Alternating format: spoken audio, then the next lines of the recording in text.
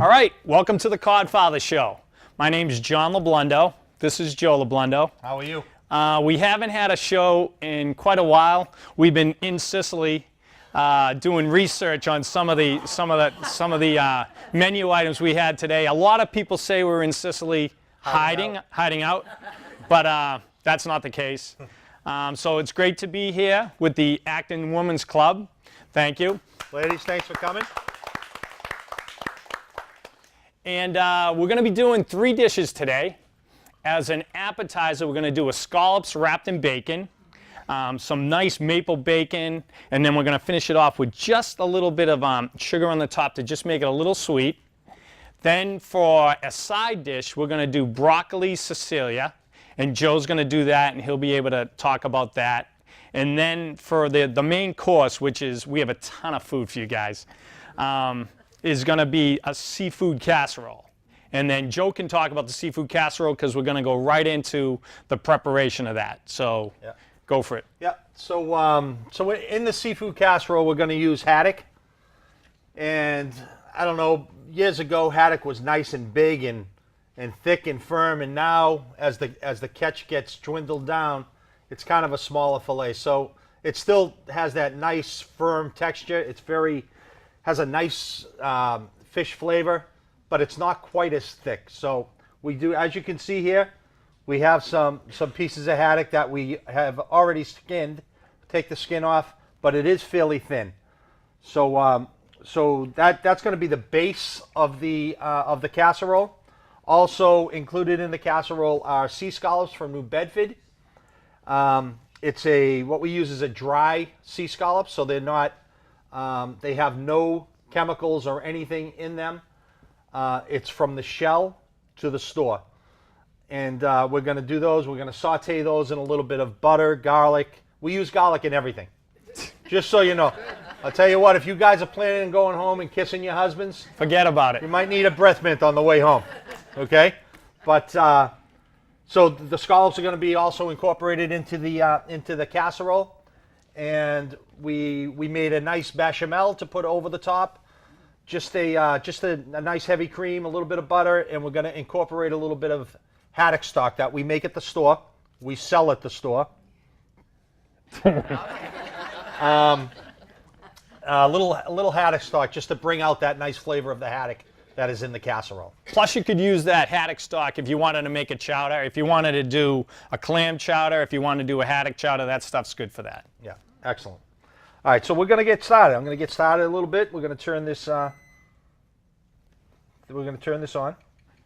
I'm going to put a little bit of the fish stock in this pan right out front here, and you can see, if we got the overhead camera here, you can see that stock is nice and concentrated. So if you wanted to take like a pint of, this is a pint, so if you wanted to take a pint of that home, you could add some water to it to stretch it, maybe another half a pint, but it's really delicious. And all we do to make the stock is boil down haddock frames, a little bit of black peppercorn, some sea salt, and that's about it.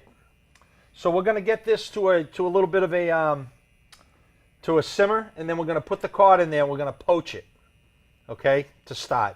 So poaching the fish is basically steaming it, so we're going to steam it rather than saute it in butter and all that stuff, because believe me, there's going to be plenty of butter in the casserole and in the broccoli and all that stuff. So it'll be great. So we're just waiting for this to start to get hot. We could start with the scallops while we're waiting for that to. Oh, saute them up a little bit. Yeah, sure. So the scallops, we are going to use a little bit of butter. That's a big old chunk of butter right there. Just a little bit, We're not going to use that whole thing. Don't worry. And when you're cooking with butter, it's always good to put a little bit of olive oil in there also, because the butter will tend to burn if the temperature's high. So you put a little olive oil in there, and it won't allow the butter to burn. Now this is the olive oil that we brought over illegally. Yeah. From Sicily. We put it in the Calavita. While we were on vacation. Yeah. We put Not it running from the police. We put it in the Calavita bottle just to protect the innocent. All right. Little. So that's melting. That's melting nicely right there. I'm going to add a little bit of garlic to that. And when you're using olive oil and butter, you want to brown before you put anything with the garlic. You want to brown it, like lightly brown it, and it adds a nice flavor into the garlic, into the olive oil and the butter. It brings out the flavor of the garlic. Yeah, it brings out the flavor of the garlic also. You know? Just a little bit of brown. So if we could switch over to this pan here, you can see that we got a nice little simmer in here. So we're going to add our haddock right to this pan. Nice. And this literally is going to take minutes. It's not going to take very long. We got a nice boil here. So poaching, I mean, I'm sure a lot of people have had poached salmon and things like that. You know, you can do it right on top of the stove like this. You can do it in the oven, whichever way you prefer. But this is really simple. This is simple. We'll take this out, and you can see that we're getting a nice simmer here. And honestly, if you're on a diet or something like that, or you want to keep down your like the cholesterol. Yeah, the cholesterol from butter or the oil. This is an easy way to cook a piece of haddock. You can cook a piece of cod. You can cook a piece of sole. Actually, salmon you could just do there. You just cover it and just let it go at a low heat. Yep. And you have something that's, like a nice protein that doesn't have a lot of fat on it. Exactly. And we sell all that stuff at the store. Yes, we do. All right, we're going to add some of these scallops. And this is a what you call a 20-30 scallop, meaning there's 20 to 30 of these guys in a pound. So, and that's a pretty good size scallop. And honestly, like a scallop that size, you're looking at a shell that's pretty big. The scallop shell's pretty big because this is just the little muscle inside the shell. We'll just pop a couple of these guys. Those are beautiful. Oh yeah, they're nice. A lot of times, if you go into, and I'm not going to say any names, but if you go into any other store than Twin Seafood, you'll see that. Sometimes you'll see scallops that are sitting in a little bit of white fluid. Okay, so, or when you're cooking scallops, that white fluid sometimes comes out, it's heavy. But that's because they're soaked. So you can buy processed scallops that are soaked, and they add 25% of the weight in water. And they also add salt. So you may pay 25% less for the scallops that you're buying in the supermarket or whatever, but you're also getting 25% less weight because that water's coming out of them. And on top of it all, like we do a lot of cooking at the store, so we'll put the scallops on the grill, and if it's a what they call a scallop, that's a wet scallop that's in a brine, they'll cook okay in the on the grill, but if you put them into the fry later, so we'll do fried scallops and fried clams and stuff like that, the water from the scallops really degrades the oil quickly. And so instead of getting like, say, maybe a week out of the oil, you only get maybe like, 4 days, because the water from the scallops really degrades the oil quickly. So basically what we do is we get in whole haddock, head on, everything on it, and then we fillet it. We take the fillet out, we take the bones out, all that stuff there, and then what is left is a skeleton, basically. So we take the skeleton, you take out the gills, right, because the gills will turn your stock red, okay? Take out the gills, and then you put it in a pan, a big pot, and add water. We only put peppercorns and sea salt, okay, because we don't like to change the flavor. You can add all that stuff if you like onion or if you want to, bay leaf. bay leaves or any of that. You can add all that stuff when you're making your soup or whatever you choose to use the stock for. But we just like to keep it straight up, just all haddock. But you got to cook it. You cook it all day. We cook it maybe 8 hours. And that brings everything off the bodies. And if you guys wanted frames, if you wanted to try to make stock at home, you can just call the store. We'll get you frames and there's no cost because that's something that we toss out anyway, So, but this haddock right here is just about ready to rock. Just about ready to go. And the scallops are sauteing up nicely. I'm sure you can smell the garlic. So what we're gonna do here is we're gonna remove this haddock, and we're gonna layer the bottom of the pan with the fish. Now this is just the start of the casserole. Don't worry about it, guys. We got a heck of a lot more than this. Yeah. This is not going to feed everybody. We did make some prior to coming, so we know that everybody has an appetite. Well, I hope you brought your appetites because these trays weigh about 30 pounds each. So you definitely have enough food. So that's the base of our of the casserole. So here, and I'm just going to put this right back in this pan because I don't want to waste this stock. Because it really is delicious. So this here is we have just a bechamel sauce, which is just a white heavy cream and butter, basically. You know, I'm going to add these scallops in here. Yeah. And if you like a tray like this is called a half tray, half catering tray. A tray like this, if you add 2 pounds of fish to it, maybe like 1.5 pounds of scallops, and then with this bechamel sauce and a little bit of Ritz crackers, that would feed 8 people. Maybe even more. Yeah. So the only thing that we have in here, like I was saying, is heavy cream butter, a lot of butter, and we use the fish stock to bring out that nice haddock flavor that we're gonna actually put over the casserole. So I'm gonna add this actually. I'm gonna dump get out rid a of a little little bit of this, because it's gonna make it too thin. At home, if you were making this, you might want to reduce it down. Yeah. Just let it steam and simmer down a little bit, which is going to give you the flavor and get rid of some of the fluid. The same way that if you were adding wine to a dish or whatever, you want to steam out all that alcohol. Reduce it. Or you can always Just drink the alcohol before you that's a before you good start. idea too. Yeah. So we're just going to add some of this to it, and you can see that there's pieces of fish in there, and it's beautiful. Do you want to explain how you made the bechamel? Yeah, like I say, you melt down a little bit of butter, and if you use heavy cream, you don't really have to make a roux.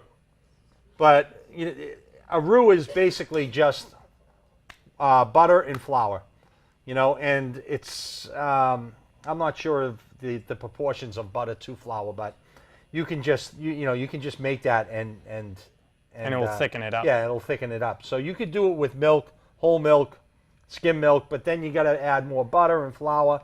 If you use heavy cream, you really can you can cook it down with the butter and the cream and a little salt and pepper. Good. There is a little trick, and this is from my sister. She used to make a clam chowder, and she'd make it the normal way. But if she wanted to thicken it, she wouldn't use the roux. What she would do is take a little bit of instant potatoes.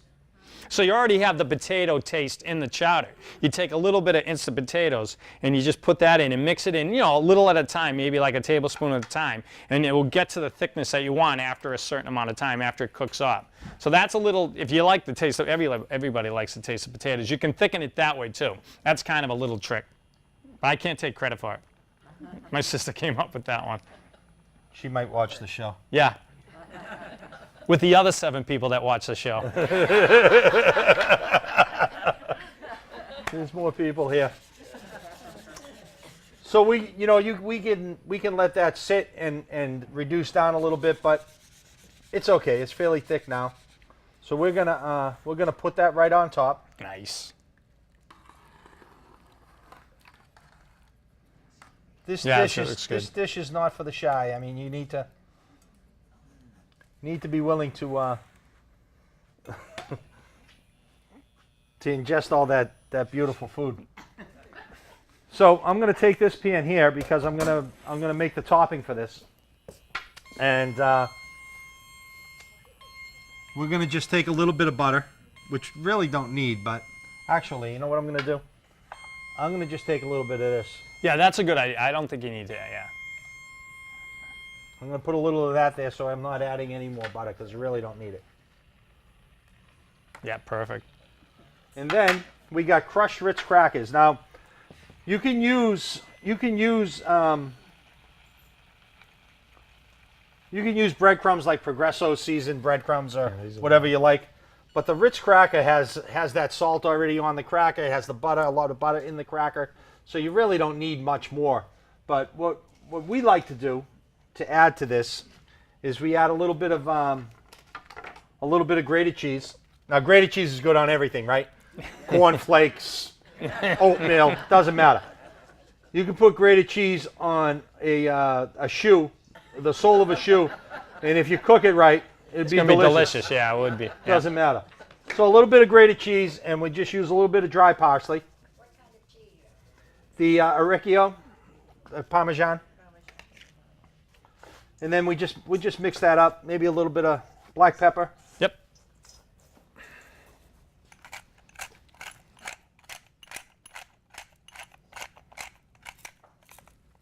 And then what we want to do is we want to add it to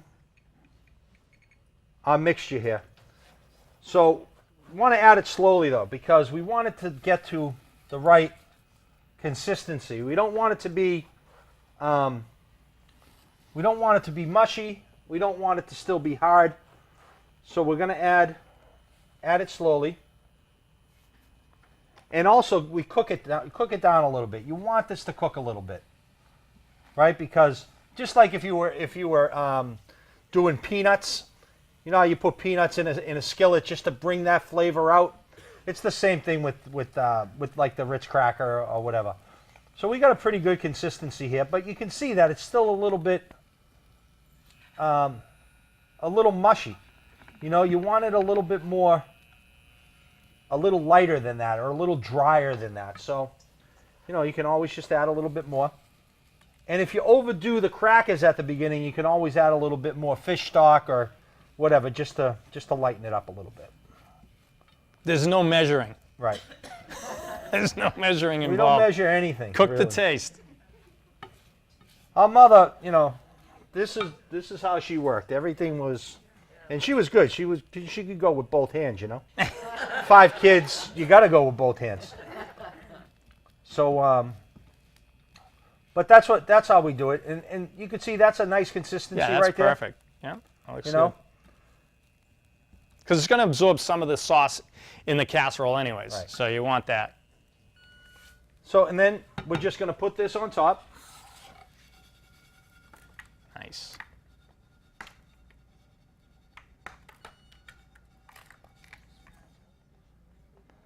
Perfect. And that's it. That's the seafood casserole. We're going to bake that off. It's basically, we've already pretty much pre-cooked everything that's in here. This is probably going to take about another 15 minutes at 350. You take it out. If you like it crispy on the top, Yeah, under the broiler for a little bit. Always, Yep, you know, beautiful. just take the oven, put it on broil, put it back underneath for a minute or two. It'll crisp it up on top, and you got a beautiful dinner. All right, so that's the main course. That's the seafood casserole. We'll be back after these messages from Twin Seafood. All right, hey, welcome back to the Codfather. We just had a beautiful preparation of the seafood casserole by Joe. And now we're going to transition into our appetizer, which you guys are enjoying right now, which is the scallops wrapped in bacon. Okay. How are they? They're delicious. Yeah, good. Aren't they good? It's good. So that's a nice New Bedford sea scallop, like I mentioned earlier. Those are a dry scallop. It's a nice maple flavored bacon, nice lean bacon as well, right? So it's not real fatty. And we have a few here that John is going to prepare, just to let you know about the scallop and the preparation and how long they take to cook and all that there. It's fairly easy. I mean, the scallops wrapped in bacon, easy dish to prepare, and people really like them. When you have a dinner party or a cocktail party, whatever, the scallops, and you want to go with the 20-30 scallop. The smaller ones, which is like a 30-40, they're too small, and then the bigger ones like a U10 or like a 10-20, they're too big. So this is a perfect size for this. So that number means how many are in a pound. How many are in a pound? Yeah. Okay, so that, 20, 30 is, there's 20 or 30 in a pound, approximately. And I'm not a big fan of using the toothpicks. I just don't want to have any of the flavor from the toothpicks to be involved with the scallops wrapped in bacon. So I just wrap them, and then I put the open edge on the bottom of the scallop. And I mean, usually when you cook them, we usually cook these, 375 for probably, we cook those for a while. maybe like 30 minutes, and it will kind of sear the bottom of the bacon to the scallops so they won't fall apart. So you can just pick them up and eat them. But in the oven, there was a lot of, the two casseroles were in the oven. So as you know, anytime you have a lot of stuff in the oven, it takes longer to cook whatever. Yeah. But again, with these here, you could put these in the oven, bake them at 375 for about 8 or 9 minutes, and then just to crisp them up on the top, again, just put them underneath the broiler for another minute or two. And I like to have a thicker bacon. So like if you're shopping, I don't know, if you're going to Shaw's or if you're going to Stop and Shop or whatever, they sell the regular bacon, but then they also sell a thicker cut bacon. Get the thicker cut bacon. It's a better deal, and I'll tell you, it makes a huge difference when you're doing scallops wrapped in bacon. They're so much nicer. John, I'm just going to reach across here for 1 second. Yeah. So, also, when you buy scallops, I know you probably can't see it but here on the scallop there's a little piece that hangs on the scallop, and that's the muscle. Okay, the whole scallop is actually the muscle. Yeah, yeah. But this is what they call the hinge. Okay, so this is the part that is attached to the shell. All right. And that's an important thing to know, because sometimes, and we don't do it, but sometimes companies will take a skate, like a skate fish, and take a skate wing and punch it out. They'll punch it out with like a cookie cutter, and you'll notice that all your scallops are the same size, and they don't have the muscle. They don't have that little hinge muscle. So and honestly, the skate isn't bad, but it's not a scallop, and it's much cheaper fish. So instead of like scallops are somewhere around $25, $26 a pound. Skate, if you were to buy it in a retail shop, would be somewhere around $10 a pound. So, like we know to look for it, and like our providers, the wholesalers that we buy off downtown, they I got a barrel right there. Okay. They know not to give us those, because they'll end up in our chowder if they do that. Swimming with the fish. So they'd be swimming with the fishes. Anyways, this is you can eat this, you can leave it on the scallop, whatever. Doesn't matter. It's a little chewy, but it still has the nice scallop flavor, so. But these are beautiful. Yeah. And these will be nice. And I'll tell you, people appreciate it when you offer these up for an appetizer. And honestly, if you don't want to do this at home, we'll do it for you.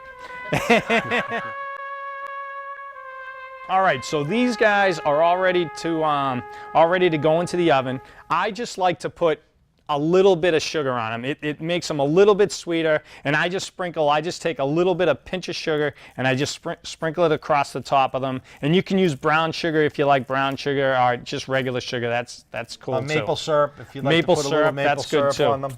And that's it, just a little bit. I have about 20 scallops in here. I just took a pinch of sugar, put it over the top. And then these are going to go in the oven, 375 for about a half hour, and they should be perfect. Yep. All right, so we'll be back after these words from Twin Seafood. All right, so Joe's going to do the broccoli side dish. Yep. So we just have here, we have some broccoli florets. Now, you can do this one of two ways. You can blanch the broccoli, which is just shocking it into some boiling water, and then giving it an ice bath. So you put it in the boiling water, maybe 2 minutes, take it out, it gets that nice green, vibrant color, and then you drop it into an ice bath. It stops the cooking process, and that just gets you started. When we make this, though, this is a Sicilian style broccoli, so when we make this, we don't like to to blanch it because it does retain some of that water, right? So we don't want the garlic and the oil getting Diluted? diluted at Yeah, all. yeah, yeah. You know. So anyway, so we just get a pan, real simple. We're just going to add that nice olive oil that we stole from Sicily. So we have the olive oil, getting it hot. We added just a little bit of garlic. You don't need much.